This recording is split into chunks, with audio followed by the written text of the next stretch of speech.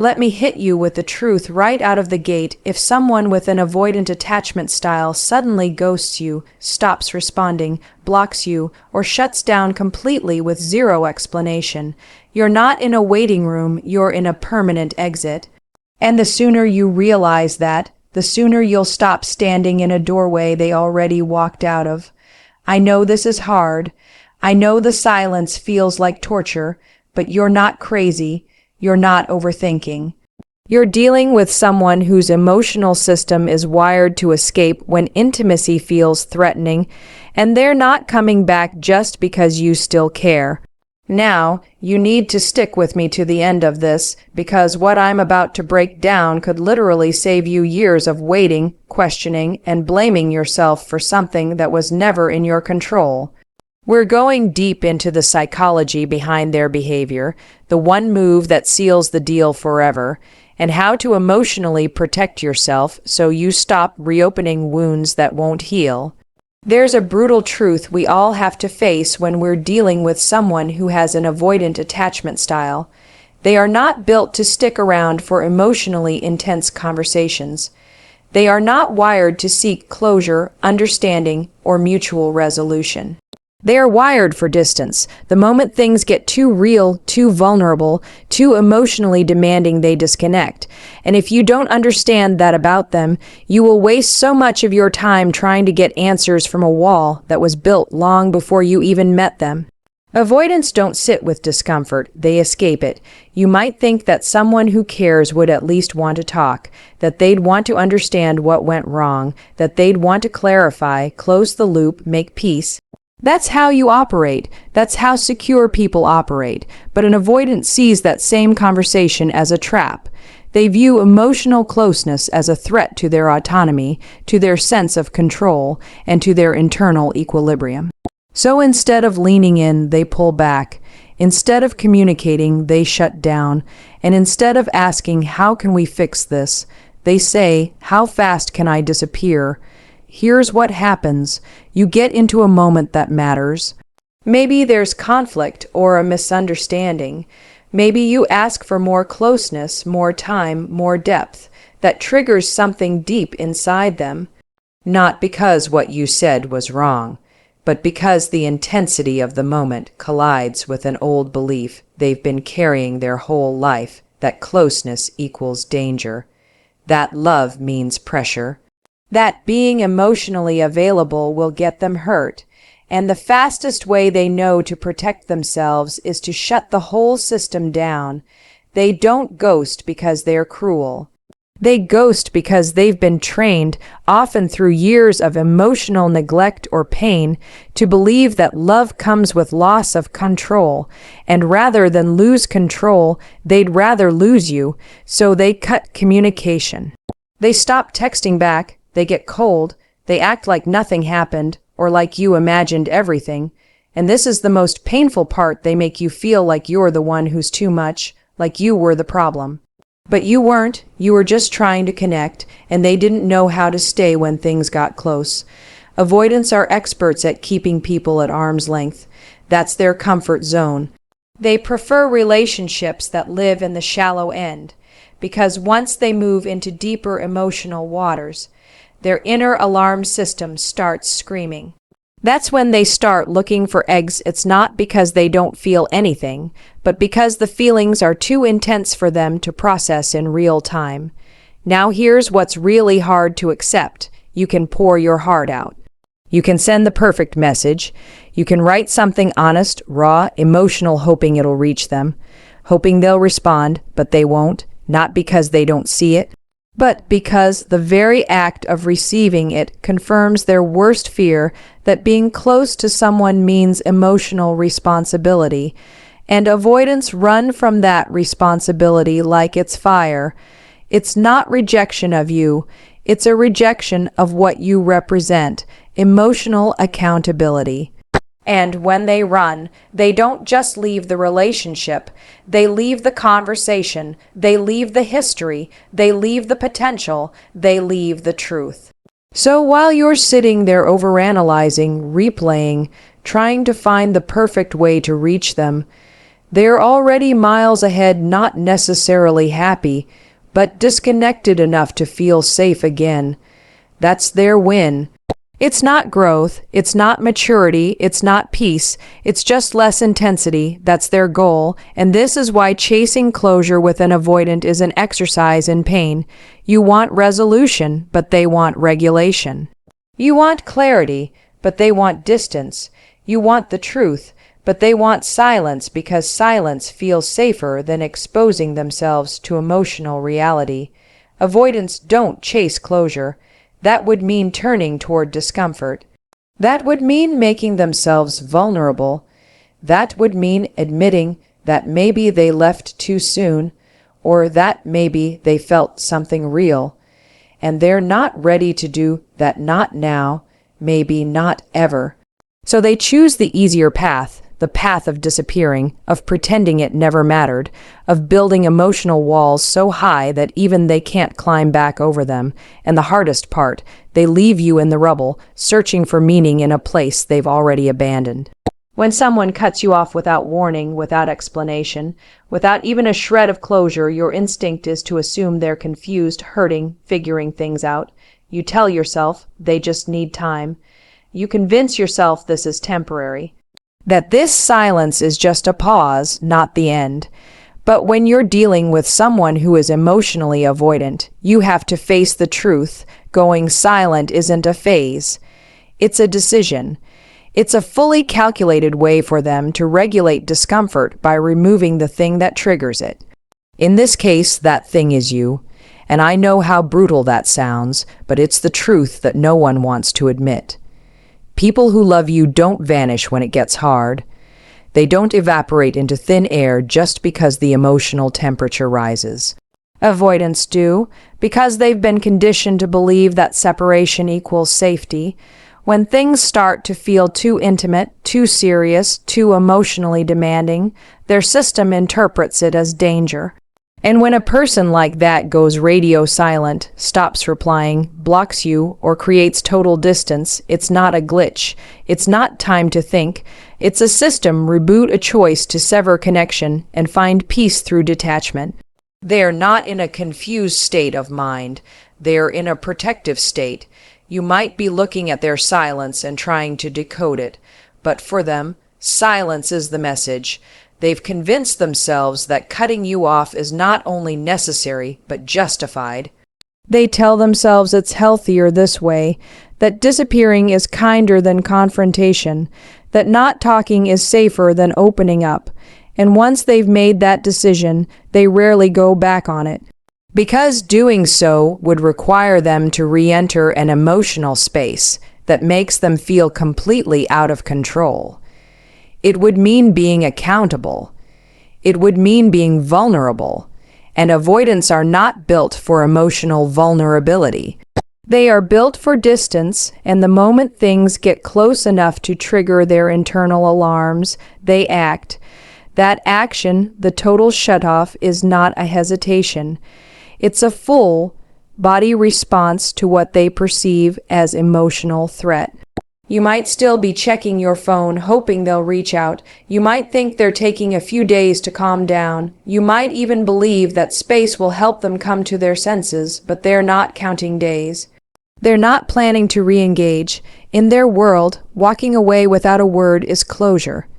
It's how they avoid discomfort, avoid accountability, avoid the mirror you held up to them. So when they cut off contact completely, no texting, no liking your posts, no watching your stories, no checking in, they're not in limbo, they're done, and they've likely told themselves a story to justify it that makes it easier to sleep at night. Avoidant individuals don't need a huge blowout or a dramatic betrayal to pull away.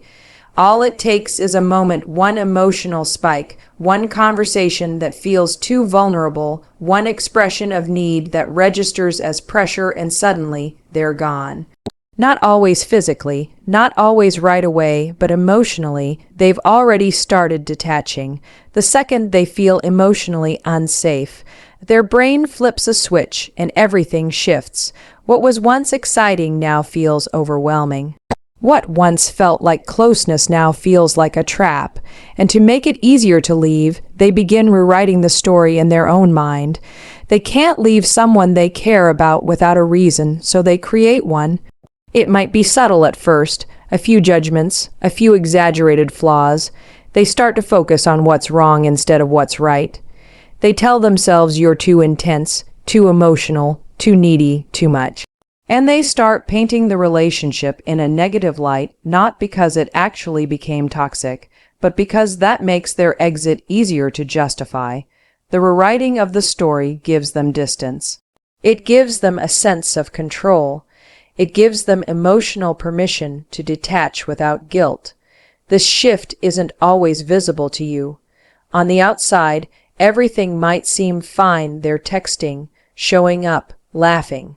But internally, the withdrawal has already begun, and because they don't express what's really going on, you're left in the dark, confused, questioning your own instincts.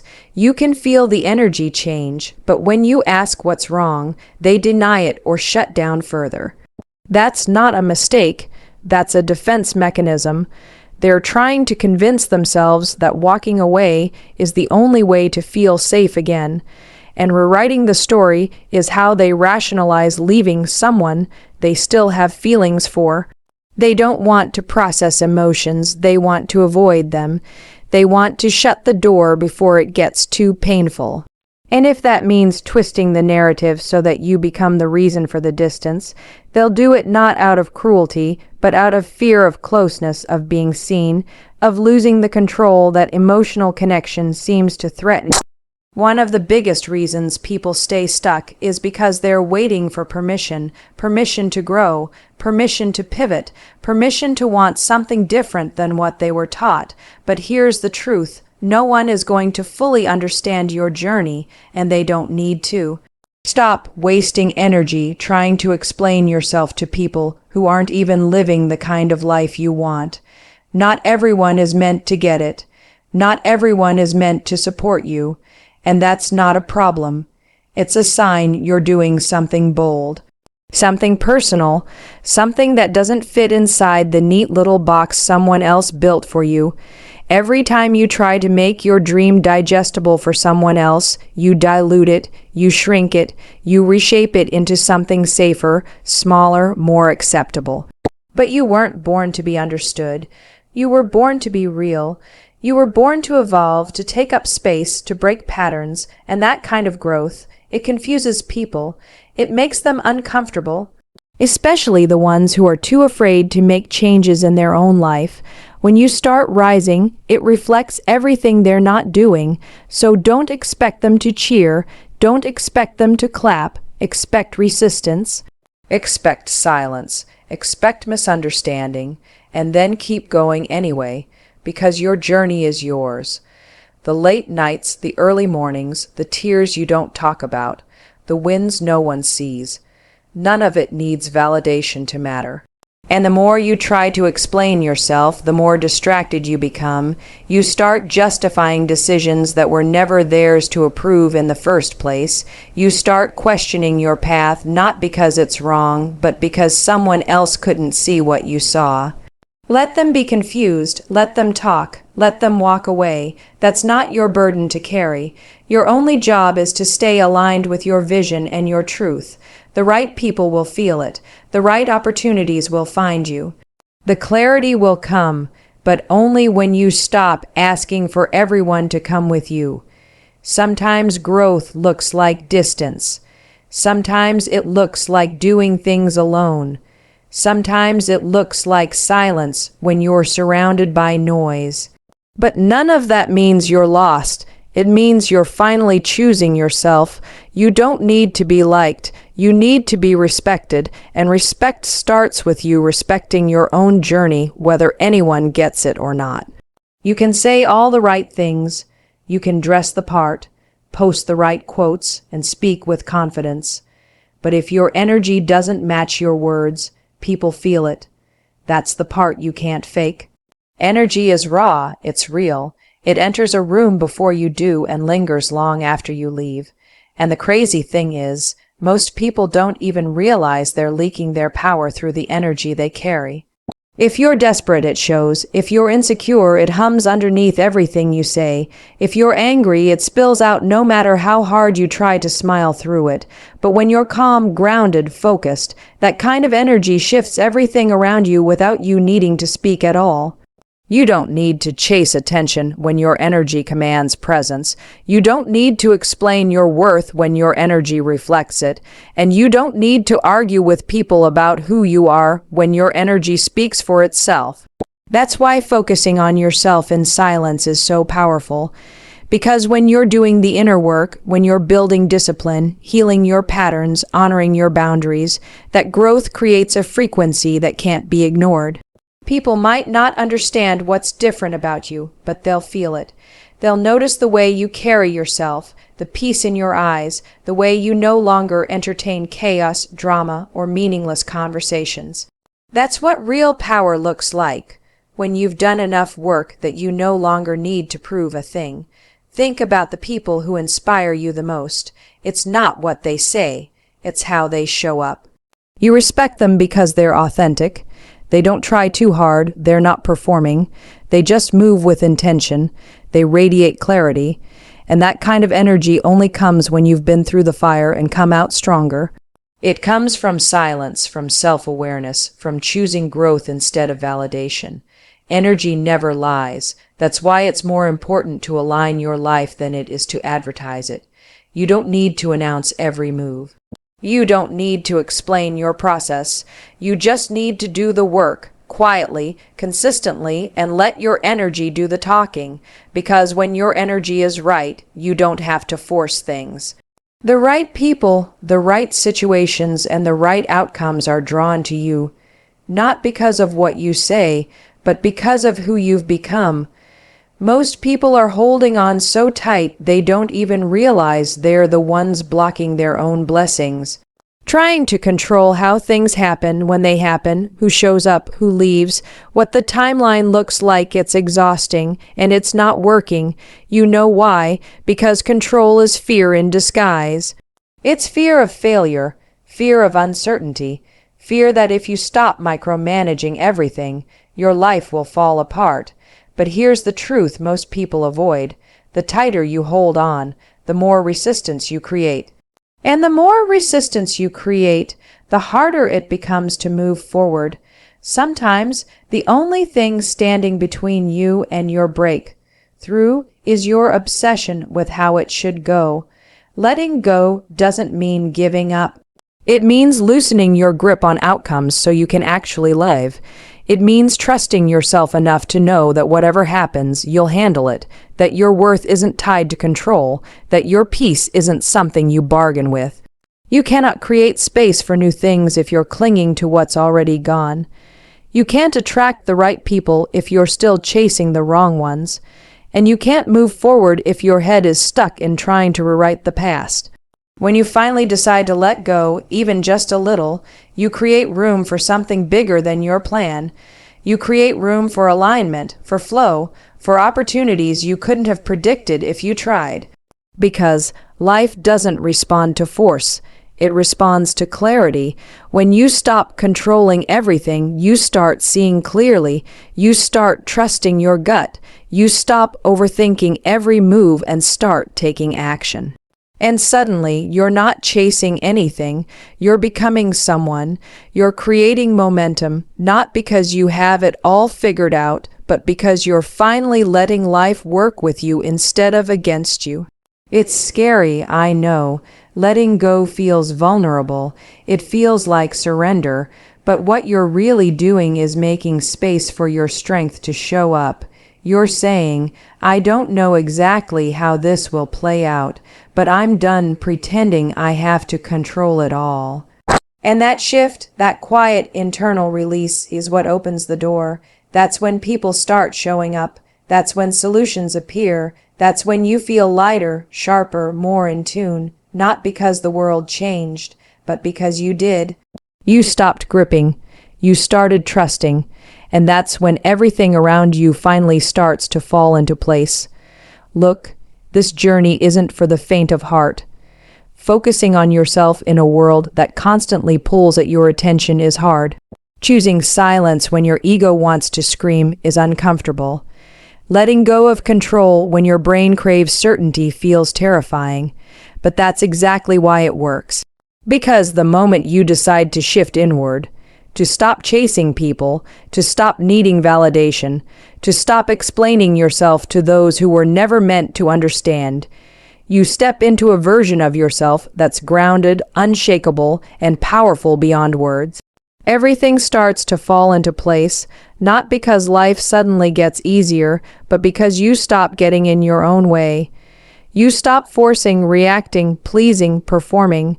You become the kind of person who leads without noise, who inspires without trying, who attracts peace, opportunities, and growth just by being aligned. So if you're tired of feeling stuck, if you're sick of the noise, the chaos, the comparison, go quiet.